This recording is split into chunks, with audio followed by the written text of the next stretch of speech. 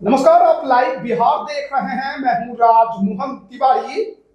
देखिए, बिहार में विधानसभा के चुनाव अब धीरे धीरे बहुत करीब आते जा रहे हैं। वैसे वैसे बिहार की राजनीति में नेताओं के अलग अलग रूप भी देखने को मिल रहे हैं।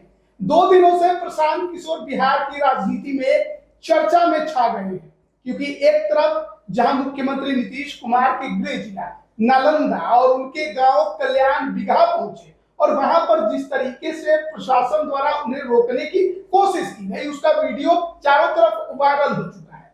फिर आरसीपी सिंह नीतीश कुमार के पुराने करीबी अपनी पार्टी का विलय जनसुराज में करा चुके हैं और अब वो भी जनसुराजी बन चुके हैं। और आज जनसुराज पार्टी में एक बड़ा ऐलान हुआ, एक बड़ा चेहरा पूर्व सांसद ने पार्टी ज्वाइन किया और साथ ही साथ प्रशांत किशोर ने उन्हें जनसुराज का पूरा कमान उनके हाथों में थमा दिया, यानी कि पार्टी का राष्ट्रीय अध्यक्ष बना दिया। नाम है उदय सिंह उर्फ पप्पू सिंह।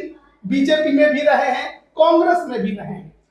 और बिहार की राजनीति में जिस तरीके से 2-3 दिन इधर गुजरा है, उस पर हम समझेंगे कि आखिरकार जनसुराज चुनाव नजदीक आते ही जिस तरीके की एक्टिविटी उसकी बढ़ी है, नेताओं का आना भी बढ़ा हुआ है, क्या कुछ प्रभाव डालने वाली है, नफा नुकसान क्या हो सकता है। हमारे साथ वरिष्ठ पत्रकार अभिरंजन जी हैं और वरिष्ठ पत्रकार प्रवीण बागी जी हैं। सबसे पहले तो उदय सिंह, पूर्व सांसद, बीजेपी के, कांग्रेस में भी रहे, अब जनसुराज के राष्ट्रीय अध्यक्ष बनाए गए।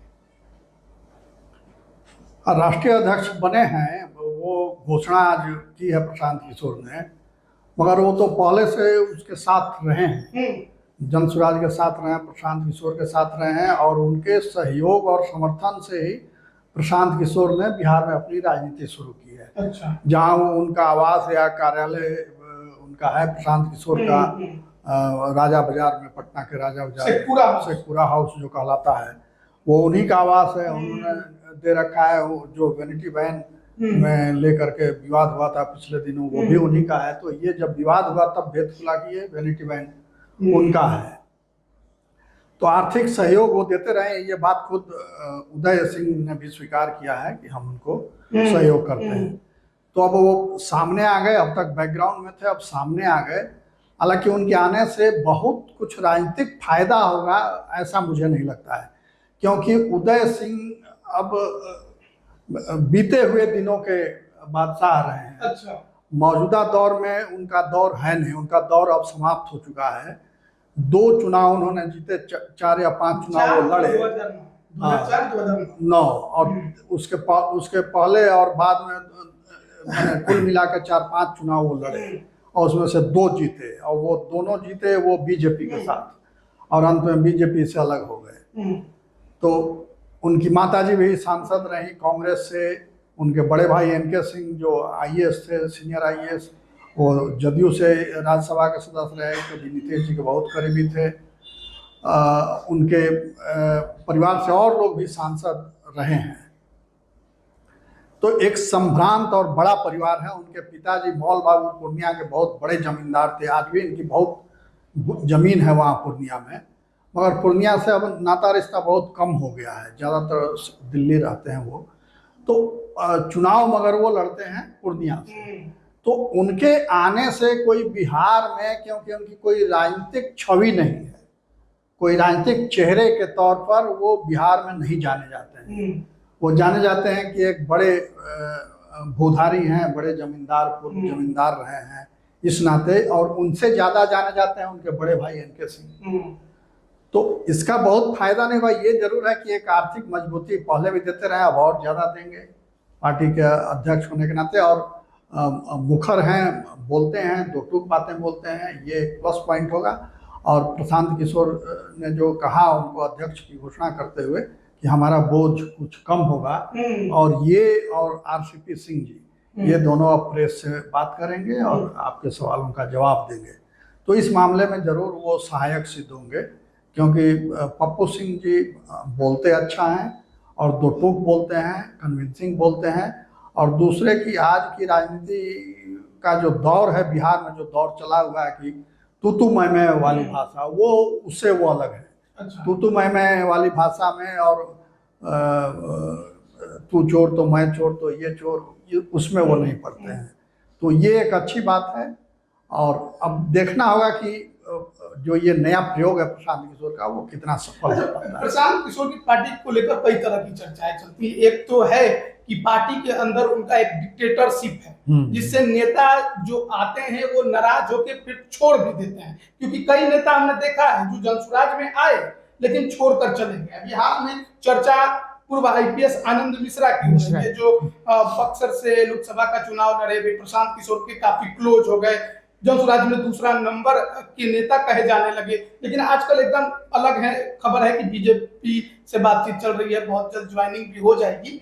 लेकिन सवाल यही है कि उदय सिंह एक बड़ा नाम, बड़ा चेहरा, और कहा जाता है जब किसी पार्टी को कोई फंड करता है तो उसकी पकड़ पार्टी पर ज्यादा होती है। तो क्या ये डिक्टेटरशिप प्रशांत किशोर की इस पार्टी में आगे रहेगी, या उदय सिंह जब अब फ्रंट फुट पर आ गए हैं, सामने आ गए हैं, तो अब इनकी ज्यादा चलेगी? अच्छा, आज उदय सिंह के राष्ट्रीय अध्यक्ष बनने से दो बातें स्पष्ट हो गई। एक तो स्पष्ट हो गई कि प्रशांत किशोर को एक राजनीतिक रणनीतिकार के तौर पर क्या उदय सिंह ने हायर किया था। उदय सिंह ने अपनी राजनीतिक लॉन्चिंग कराई, और क्योंकि पीछे से हमेशा वो बैक में तो वही रहे हैं और उन्हीं के घर से वो कार्यालय चलते रहे हैं। भारतीय जनता पार्टी से 2 बार सांसद रहे हैं, उनकी माताजी भी सांसद रही हैं। तो क्या प्रशांत किशोर की पार्टी पर ये स्पष्ट हो गया कि वो बीजेपी की बी टीम है, क्योंकि वो तमाम बीजेपी के लोग दिख जाएंगे। पिछले 2 चुनाव से वो कांग्रेस के टिकट नहीं, 2014 में वो चुनाव हारे तो टिकट नहीं मिला, तो 19 में वो कांग्रेस के टिकट पर लड़े और फिर वो कांग्रेस से अलग हो गए। ऐसे कांग्रेस का उनका बैकग्राउंड है। निखिल बाबू उनके बहनोई है, औरंगाबाद के पूर्व सांसद निखिल कुमार, श्यामा जी उनकी बहन है, जो निखिल बाबू की पत्नी है। तो एक राजनीतिक बैकग्राउंड तो उनका है, एक पहले से, माने एनके सिंह तो हैं ही, जो बड़ा नाम है, वो नीति आयोग में रहे हैं और राज्यसभा से सांसद हैं, तो एनके सिंह का भी एक। लेकिन ये भारतीय जनता पार्टी से इनकी माताजी का भी जुड़ाव रहा है और इनका भी रहा है। तो और आज के प्रेस कॉन्फ्रेंस में उन्होंने तो एक तरह से इशारा कर दिया कि ये पार्टी उन्हीं की है, माने वो वही पार्टी चला रहे हैं। तो लेकिन सुप्रीमो वाली पार्टियों की हालत ये है कि वहां दूसरे किसी की चलती नहीं है। प्रशांत किशोर सुप्रीमो है और ये सब, हाँ, चेहरा वही है और पार्टी के सुप्रीमो के तौर पर उनको जाना जाता है। जिनको उन्होंने कार्यकारी अध्यक्ष बनाया था, कहीं भी उनका कोई नाम कोई सुनता है कि वो कोई राजनीतिक बैकग्राउंड है, चाहे वो कुछ काम कर रहे हैं, सारा काम प्रशांत किशोर कर रहे हैं। तो अब भी ये 2 व्यक्ति जो आरसीपी सिंह है, इनका भी कोई जनाधार नहीं है, और वो गए हैं नीतीश कुमार के साथ भी थे, तो वो नीतीश कुमार के बल पर डिक्टेटरशिप पार्टी में चलाते थे। जिस दिन नीतीश कुमार ने किनारे कर दिया, उनका अस्तित्व खत्म हो गया। तो उसी तरह से प्रशांत किशोर जब चाहेंगे किसी को भी वो कर सकते हैं, तो उनका अस्तित्व खत्म हो जाएगा। और पॉलिटिकल बैकग्राउंड, मैंने पूर्णिया में 2 बार सांसद रह गए जरूर, लेकिन एक जनाधार जो राज्य में है कि मैंने इनके नाम पर प्रशांत किशोर को वोट मिलेगा, हमको नहीं लगता है कि उदय सिंह के आने से प्रशांत किशोर को कोई बहुत बड़ा लाभ होने जा रहा है। हाँ, यह है कि पार्टी में राष्ट्रीय अध्यक्ष का पद देने से उनके लिए साधन संसाधन जुटाने का बहुत बड़ा वो हो गया, और 2 काबिल लोग, मैंने जो राजनीति की समझ रखते हैं, संभ्रांत लोग भी, वो उनके साथ हो गए, तो उनसे एक छवि प्रशांत किशोर की। आप कैसे देखते हैं, क्योंकि आनंद मिश्रा का भी चर्चा काफी ज्यादा चल रहा है कि बहुत जल्द पार्टी छोड़ेंगे, लोग आ रहे हैं लेकिन जा भी रहे हैं? हाँ, जा रहे हैं। और आनंद मिश्रा बहुत कर्मठ थे, उनके पार्टी में एक बहुत एसेट थे उनके लिए, मगर लगता है कि कुछ बात बनी नहीं, खटपट हुआ, कुछ रीति नीति से वो नाराज होकर के चल दिया। एक्चुअली वो तो बीजेपी के आदमी थे, और बीजेपी के कहने पर ही उन्होंने अपनी नौकरी छोड़ करके बक्सर में चुनाव प्रचार अपना शुरू किया था, चुनाव लड़ने की तैयारी की थी, मगर बीजेपी ने उनके साथ छल किया। तो अब हो सकता है बीजेपी प्रायश्चित कर रही है, और इसी के चलते बीजेपी बक्सर सीट हारी भी, आनंद मिश्रा के चलते हारी। ये इंडिपेंडेंट लड़ गए वहां से, तो बीजेपी की सिटिंग सीट से बीजेपी लूज कर गई उस सीट। तो अब दोनों ओर से चूंकि फिर एक दूसरे की जरूरत दोनों महसूस कर रहे हैं, तो हो सकता है बीजेपी प्रायश्चित स्वरूप उनको फिर से पार्टी में ले और कोई अच्छी जिम्मेवारी दे, अगले लोकसभा चुनाव में उनको टिकट भी दे। उदय सिंह बिहार में, पूरे बिहार भले इम्पैक्ट न डाले, क्या सीमांचल इलाके में कुछ कर सकते हैं? नहीं, सीमांचल इलाके में भी इनका बहुत असर नहीं है, क्योंकि वहाँ वो बहुत रहते नहीं है। अच्छा। क्योंकि एक बाप दादा बड़े लोग थे, तो इसलिए उस नाते नाम है, 2 बार सांसद रहे, माँ भी सांसद रही, तो इस नाते लोग जानते हैं। मगर कोई बहुत एक उस इलाके के राजनीतिक नेता के रूप में इनकी छवि नहीं रही। ये कैसे देख रहे हैं जिस तरीके से नीतीश कुमार के गृह जिले में, उनके गांव में, कल्याण बिगहा में प्रशांत किशोर जाना चाहते थे, लेकिन प्रशासन ने उनको रोक दिया। ये जिस तरीके का ड्रामा आजकल बिहार में देखने को मिला है, क्योंकि राहुल गांधी वाला मैटर भी हमने दरभंगा में देखा, और अब ये कल्याण बिगहा में, क्या सही में बिहार में राजनीति इतने निचले स्तर पर चली गई है?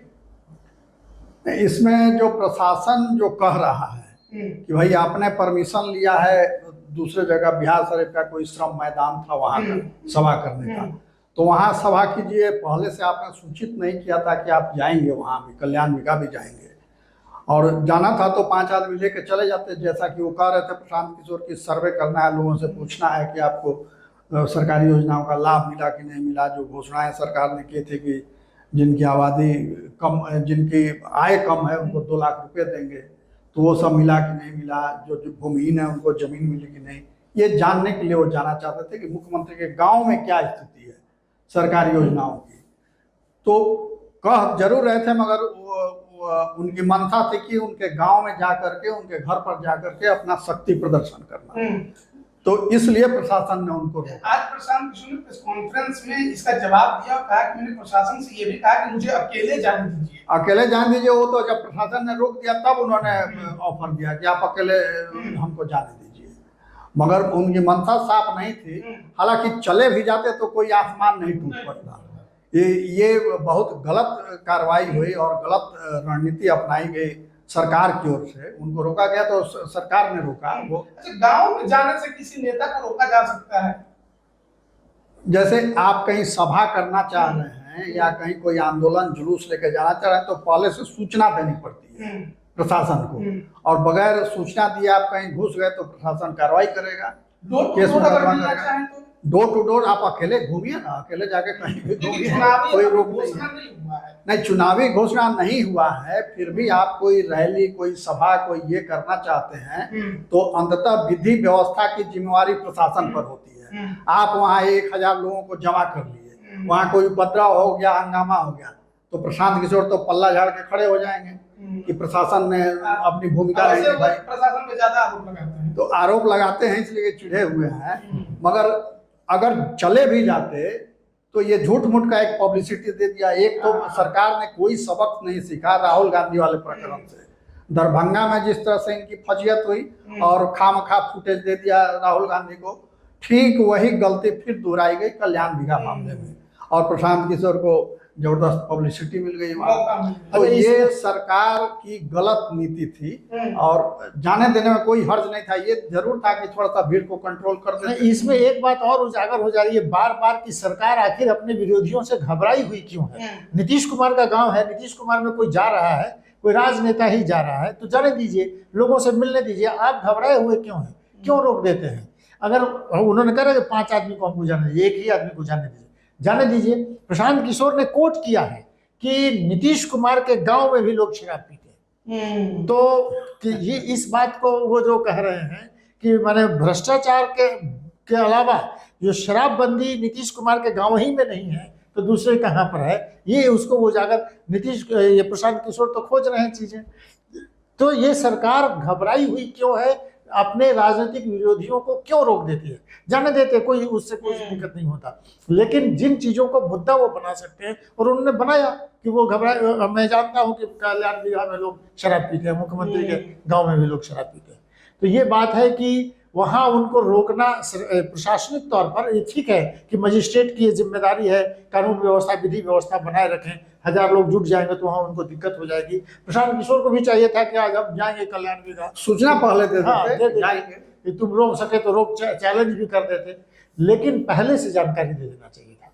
लेकिन सरकार भी घबराई हुई क्यों है? राहुल गांधी को रोका, राहुल गांधी चढ़ गए, चले गए वहां पर, जाकर लोगों से बातचीत किया।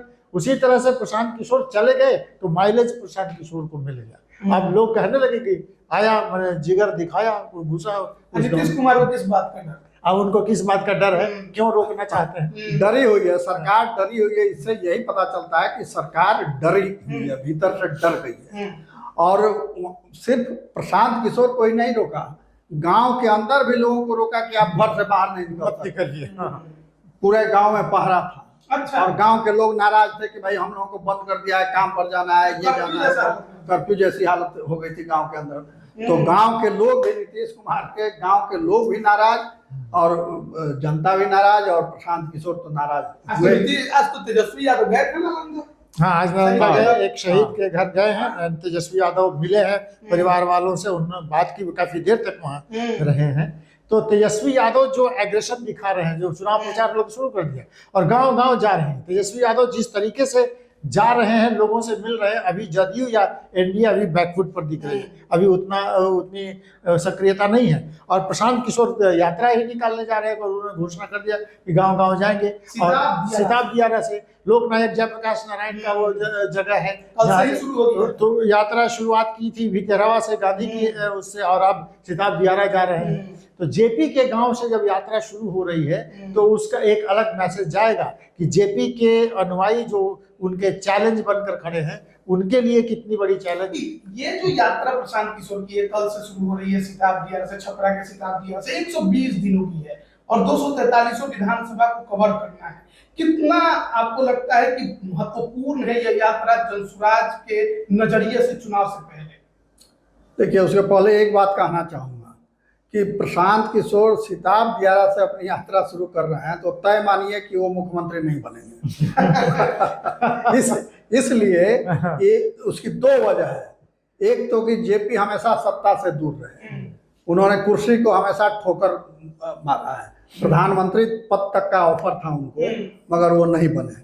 और दूसरी बात कि लाल कृष्ण आडवाणी जब भाजपा के अध्यक्ष थे तो उन्होंने भी एक बार अभियान शुरू किया था सिताब दियारा से, चुनावी अभियान, और वो प्रधानमंत्री नहीं बन सके। तो इसलिए उस दृष्टिकोण से अगर देखिएगा तो इनकी ग्रह दशा गड़बड़ा गई, सिताब दियारा जाने से गड़बड़ा जाएगी ग्रह दशा। और दूसरे की पद यात्रा का लाभ तो होता ही है। अब आजकल के नेता पद यात्रा भूल गए हैं, मगर पद यात्रा से जो जनता से मैन टू मैन कांटेक्ट होता है और वो जो एक ताकत मिलती है, फीडबैक जो मिलता है और लोगों से नजदीकी आपकी बढ़ती है, उसका कोई जवाब ही नहीं है, कोई काट नहीं है उसका। अब के नेता हो गए हैं हवा हवाई, और वो एक्स पर अपना ट्वीट कर देते हैं, एक्स पर में ये कर देते हैं, फेसबुक पर डाल देते हैं, अब बस समझ लिया कि हमारा काम हो गया। या बहुत हुआ तो हेलीकॉप्टर से उनके गांव में कहीं गए, सभा कर दिए, गाड़ी से गए कहीं चले गए और ये कर रहे हैं। इसके पहले कांग्रेस की भी एक कार्य प्रणाली थी, जब कांग्रेस सरकार चलाती थी बिहार में, तो उसके जो 20 सूत्री के इंचार्ज मंत्री होते थे जिलों में, वो रोड से जाते थे मीटिंग करने वहाँ, और एक दिन पहले जाते थे और एक दिन मीटिंग के बाद भी रुकते थे वहाँ सर्किट हाउस में, और पूरे जिले के कार्यकर्ता कांग्रेस के लोग आ रहे हैं, मिल रहे हैं, मंत्री जी को फीडबैक दे रहे हैं। तो इससे प्रशासन पर पकड़ बनती थी, जानकारी मिलती थी कौन अफसर क्या कर रहा है, या पार्टी का कौन नेता कहाँ ठीक कर रहा है, कहाँ गड़बड़ कर रहा है। अब ये कम्युनिकेशन बिल्कुल समाप्त हो गया है पार्टियों के अंदर। अब पार्टी संगठन के नेता भी हवा हवाई हो गए हैं और सरकार तो हवा हवाई है, जाते हैं मीटिंग करके और चले आते हैं वहाँ। इसके पहले मुख्यमंत्री ने ये शैली अपनाई थी शुरुआती दौर में, जब वो जाते थे और गांव में शिविर लगा के रात में वहीं रहते थे और खुल करके लोगों से मिलते थे। तो वही पूंजी आज इनको काम आ रही है नीतीश कुमार को, मगर अब वो जनता से कटते जा रहे हैं। तेजस्वी यादव तो जनता से कटे हुए हैं ही, बंद रहते हैं अपने घर में। मुख्यमंत्री नीतीश कुमार से तो मिलना मुश्किल ही हो गया है। तो वैसी स्थिति में प्रशांत किशोर अगर जनता के बीच जा रहे हैं तो इनको माइलेज मिलेगा, और आज नहीं तो कल जरूर ये इन सत्तारूढ़ दलों को अपदस्थ करेंगे और बिहार की सत्ता हासिल करेंगे। आपको लगता है कि प्रशांत किशोर ये करिश्मा कर सकते हैं बिहार? देखिए, ये बिहार की जनता में विकल्प की तलाश की एक बेचैनी तो है। बिहार की जनता खोज रही है कि कोई विकल्प क्योंकि 25 सालों से तो नीतीश कुमार मैंने 15 साल करते रहे कि लालू का जंगल राज, लेकिन 15 साल से ज्यादा शासन इनका भी हो गया। और कुछ सड़कें बन गई, अस्पताल बन गए, कुछ स्कूल खुल गए, लेकिन स्कूलों और कॉलेजों की जो दुर्दशा इस शासन में हुई वो पहले कभी नहीं हुई थी। वो तो राज्यपाल ने बता दिया, राज्यपाल ने भी बता राज्यपाल ने खुद बता दिया। तो शिक्षा व्यवस्था को, स्वास्थ्य व्यवस्था को आप देखिए कि कोरोना के टाइम में बिहार के 358 मैंने पीएचसी जो था उसको सुपर स्पेशलिस्ट अस्पताल बनाने की घोषणा हुई थी, कुछ नहीं हुआ। अभी अस्पताल में कोई डॉक्टर तक नहीं जाता है, किसी भी अस्पताल में नहीं।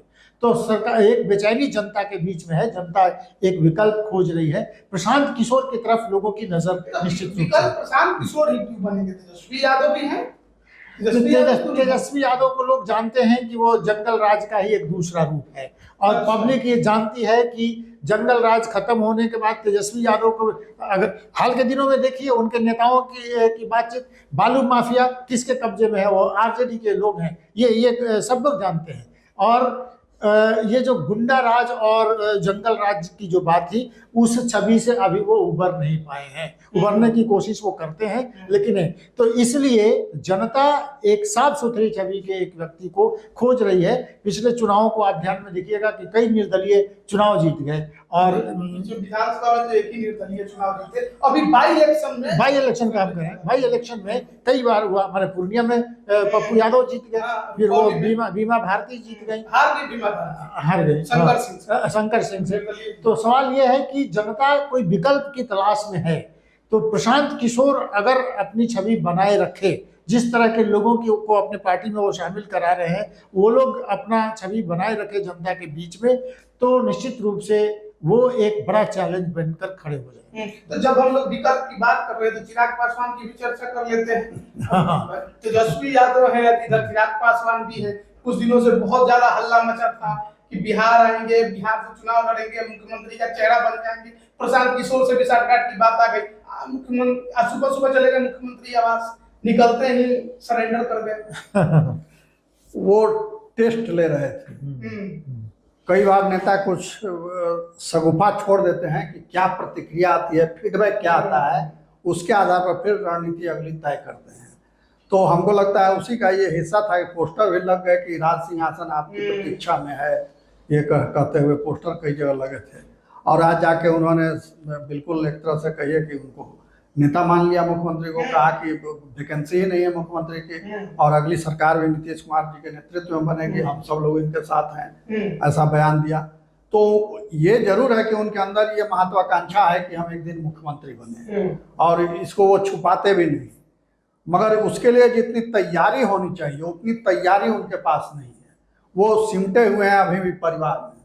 परिवार से बाहर जब तक नहीं निकलेंगे और मेहनत नहीं करेंगे तब तक वो विकल्प नहीं बन पाएंगे। पहले तो मेहनत दिखता था, उनके बनने के बाद कम हो गया। हाँ, कम हो गया। उनके पिताजी भी इसी तरह अपनी सीमित ताकत के बल पर कभी इस गठबंधन कभी उस गठबंधन अल्टी पल्टी करके सत्ता का सुख लेते रहे। ये भी वही कर रहे हैं। तो आप अगर चाहते हैं कि हम एक इंडिपेंडेंट इमेज अपनी बनाएं और एक नई पार्टी फ्लोट करें और विकल्प दें बिहार को, तो उसके लिए बहुत कठोर परिश्रम करना पड़ेगा, जो प्रशांत किशोर कर रहे हैं। उनके टक्कर में अभी कोई पार्टी नहीं टिक रही है अगर मेहनत को पैमाना बनाया जाए। चिराग अगर प्रशांत किशोर की तरह मेहनत करते तो इनको उभरने में ज्यादा पूरा मौका था, क्योंकि उनके लिए जमीन बनी हुई थी। प्रशांत किशोर को तो अपनी जमीन खुद बनानी पड़ रही है। इनको तो सब प्लेटफॉर्म सजाया मिला था, पिताजी ने बना दिया था, उस पर आपको सिर्फ छलांग लगाना था, मगर आप छलांग लगा नहीं पाए।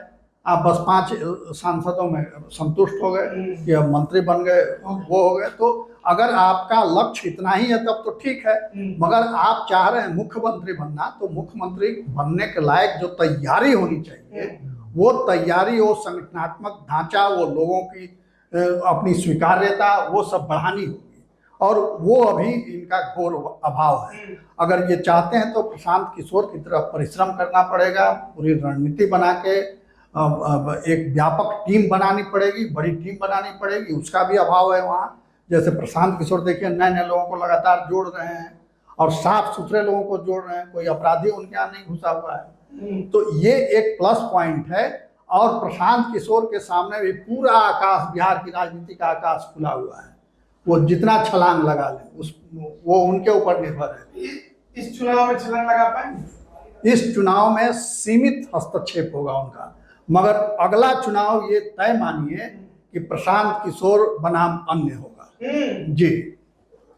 चिराग चिराग पासवान पासवान ने गंवा दिया बिल्कुल। और चिराग पासवान प्रेशर पॉलिटिक्स कर रहे थे। मैं दो दिन पहले मैं ये कह ही रहा था कि उनको नीतीश कुमार से मुलाकात के बाद ये आश्वस्त हो गए होंगे कि उनको 30 से ज़्यादा सीटें मिल जाएंगी, और तब उन्होंने आके पब्लिक के बीच कह दिया कि कोई वैकेंसी नहीं है, नीतीश कुमार ही हमारे नेता हैं।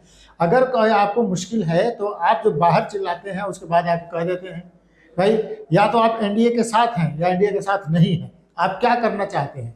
वो प्रेशर पॉलिटिक्स कर रहे थे और उसमें उनको एक आश्वासन मिल गया कि भाई आपको सम्मानजनक सीट दिया जाएगा, और वही जो जैसा कि आप कह रहे हैं कि वो अपने पिता की तरह एक थोड़ी सी ताकत बना के और हमेशा आप सत्ता में बने रहना चाहते हैं, बस उनके साथ यही है। एक आखिरी सवाल के साथ इस चर्चा को खत्म करेंगे। प्रशांत किशोर की पार्टी नई, लोग भले कुछ लोग पुराने हैं राजनीति में लेकिन अधिकतर लोग नए हैं। 243 सीटों पर लड़ने का चुनौती है उनके सामने। कैंडिडेट चयन कितना मुश्किल होने वाला है उनके लिए? नहीं, कैंडिडेट तो अधिकांश लोग चयन वो कर चुके हैं। नहीं, क्योंकि उपचुनाव में हमने देखा हाँ, उनके पक्ष में नहीं नहीं था, जितना हाँ, उन्होंने सोचा था। तो उस हिसाब से अगर देखें तो बहुत कुछ उनको भी सीख लेनी पड़ेगी। और सीख लेनी पड़ेगी और वो लगातार करेक्शन कर रहे हैं। मगर ये भी है कि जनता कितनी उनकी बातों को स्वीकार करती है। क्या जनता के अंदर ये ललक है कि बिहार बदले, हमारे बच्चे बाहर नहीं जाएं, यहीं रोजगार करें और हमको कष्ट नहीं झेलना पड़े, भ्रष्टाचार से मुक्ति मिले। अगर जनता के अंदर ये ललक नहीं होगी, वोटरों के अंदर ये ललक नहीं होगी, तो भगवान राम भी आ जाएंगे, यहाँ राम राज्य स्थापित नहीं कर पाएंगे बिहार में। ये स्थिति है। तो ये जनता को भी बदलना होगा, तभी नेता बदलेगा। कास्ट फैक्टर के अनुसार अगर रणनीति नहीं बना पाते हैं, मतलब मनमर्जी अपना चुनाव थोपते हैं जनता के ऊपर, तो फिर उसका नुकसान नहीं। उसके लिए तो उन्होंने घोषणा कर दी कि हम सबको समुचित प्रतिनिधित्व देंगे। जो घोषणा उनकी है उस घोषणा पर अगर अमल करते हैं वो, तब तो ठीक होगा। अगर फिर वो भी किसी दबाव में, किसी कॉकस में घिरेंगे तो खेल उनका एक हल्ला चलता है कि वो एम समीकरण पे ज्यादा फोकस कर रहे हैं कि उसको तोड़ा जाए, अपने पाले में ज्यादा से ज्यादा लाया जाए। ये होता दिख रहा है। अब देखिए, ये जरूर है कि अभी जो मुस्लिम मतदाता है वो एंटी बीजेपी वोट करता है, तो एंटी बीजेपी में सबसे मजबूत पार्टी यहाँ राजद है, इसलिए राजद के साथ है वो। अब मगर राजद से भी उसका मोह भंग हो चुका है, मगर दूसरा कोई विकल्प नहीं है जिसके साथ हो जाए। अगर प्रशांत किशोर वो भरोसा दिला पाते हैं कि हम विकल्प के रूप में हैं खड़े, तब जरूर मुस्लिम वोट कन्वर्ट होगा, उनके साथ आएगा। अगर वो ये भरोसा मुसलमान समाज में नहीं पैदा कर पाते हैं कि हम आपके साथ खड़े हैं, आपके सुख दुख में काम आएंगे, तो फिर उनको नहीं मिलेगा। उनके साथ एक अवसर है क्योंकि ओवैसी ने ऑपरेशन सिंदूर के बाद जिस तरह से अपना स्टैंड लिया है और ओवैसी बीजेपी के पक्ष में खड़े हुए दिख रहे हैं, मोदी के पक्ष में, तो उनके जो मुस्लिम मतदाता एक बदलाव जो चाह रहे थे और वो कह रहे थे कि हम बिहार में बड़ा चैलेंज कर देंगे, अब वो खिसकता हुआ दिख रहा है। उसको एक नाराजगी है, तो वो फिर भी अभी भी एक तलाश में है कि कोई दूसरा नेता। तो प्रशांत किशोर जो बातें कह रहे हैं कि पहले कहा था 70 सीटें देंगे, फिर बाद में वो 40-45 की बात हुई थी, तो प्रशांत किशोर अगर उनको अपनी तरफ कर पाएंगे थोड़ी मेहनत करके, तो अभी उनके लिए मैदान साफ है, वो कर सकते हैं। तो अभी तक ये समझ में नहीं आया है कि प्रशांत किशोर का बेस वोट क्या है। मतलब हर पार्टी का अपना एक बेस वोट है, चाहे वो कितनी भी छोटी हो। उपेंद्र कुशवाहा के पास कुशवाहा है, चिराग पासवान के पास पासवान है, बीजेपी के पास सवर्णों का वोट ज्यादा है, नीतीश कुमार के पास अति पिछड़ों का है, आरजेडी एमवाई पर चलती है। लेकिन प्रशांत किशोर का ये बेस वोट अब तक समझ में नहीं आया। तो उनसे तुलना नहीं कर सकते आप। वो सब पार्टियां वर्षों बरस से काम कर रही हैं और इसलिए उनका एक वोट बैंक बना हुआ है। प्रशांत किशोर ने तो अभी जुमा 8 रोज से शुरू ही किया है अपनी पार्टी, तो उनको अपना वोट बैंक बनाना है। मगर अब वो उसमें कितना सफल हो पाते हैं वो उस पर निर्भर करता है। 2-3 साल मगर पार्टी बनाए तो कितना हुआ? 2 साल हुआ। अब पहला चुनाव वो बाई इलेक्शन लड़ा। तो अभी ये कहना कि वोट बैंक बना या नहीं बना बहुत अर्लियर होगा।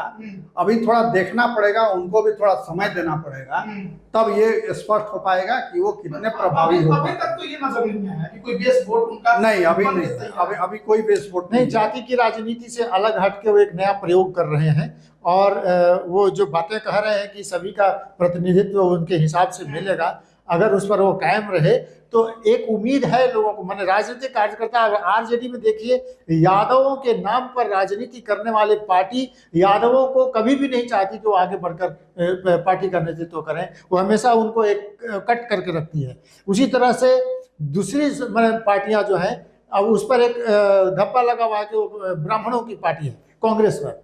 और कांग्रेस जो है अपना कोई जनाधार पिछले कई सालों से वो बना ही नहीं पा रहे हैं। वो कंफ्यूज हैं कि हमारे जनाधार कौन है। वह पहले तो वो दलित थे, जो हरिजन कहे जाते थे, दलित ब्राह्मण मुस्लिम सब उनके साथ थे, अब उनके साथ कोई नहीं है।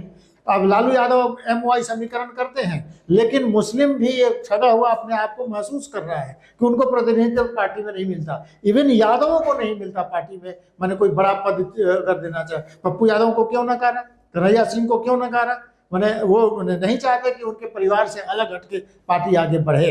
तो ऐसे में प्रशांत किशोर सभी लोगों को, सभी दलों से नाराज लोगों को अपने पार्टी में चुन चुन कर शामिल कर रहे हैं, जिनका उनको लाभ हो सकता है। चलिए, ये तो आने वाले वक्त में पता चलेगा कि किस तरीके से प्रशांत किशोर की राजनीति बनती है, कौन उनका बड़ा वोट बैंक बनकर तैयार होता है। लेकिन फिलहाल 2-3 दिनों से काफी ज्यादा चर्चा में, क्योंकि कुछ पुराने नेताओं को अपने साथ शामिल कराने में प्रशांत किशोर कामयाब रहे।